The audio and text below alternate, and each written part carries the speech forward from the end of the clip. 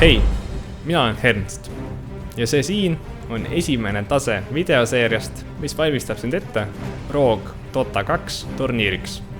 Esimeses videos räägime, mis imeloom see Dota üldse on.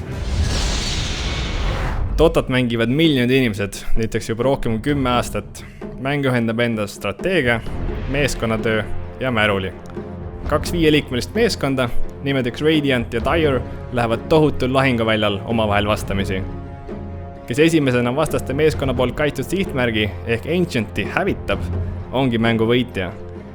Ancientini jõudmiseks on aga mõningad sammud, mida tuleb eelnevalt läbida.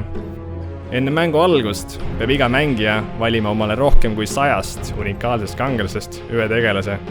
Igal ühel neist on oma võimed, tugevused ja nõrkused. Kui tegelased valitud, sisenevad meeskonnad lahinguväljale ning võistlevad, et tappa vastaste mängijaid või arvuti poolt juhitud tegelasi ehk creep'e.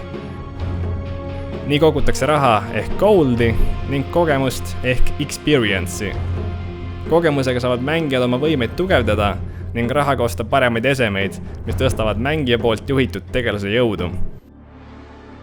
Mängijate tugevamaks muutumisel hakatakse oma tähelepanu suunama vastaste kaitsvatele tornidele, mis on jaotatud üle lahinguvälja 3 rajale.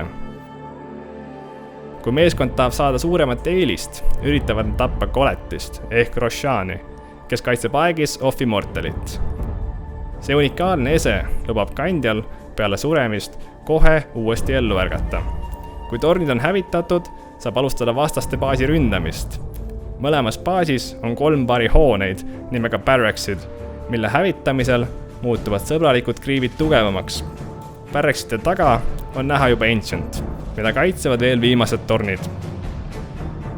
Mäng lõpeb, kui ühe meeskonna Ancient hävitatakse või meeskond annab alla, öeldes GG ehk hea mäng.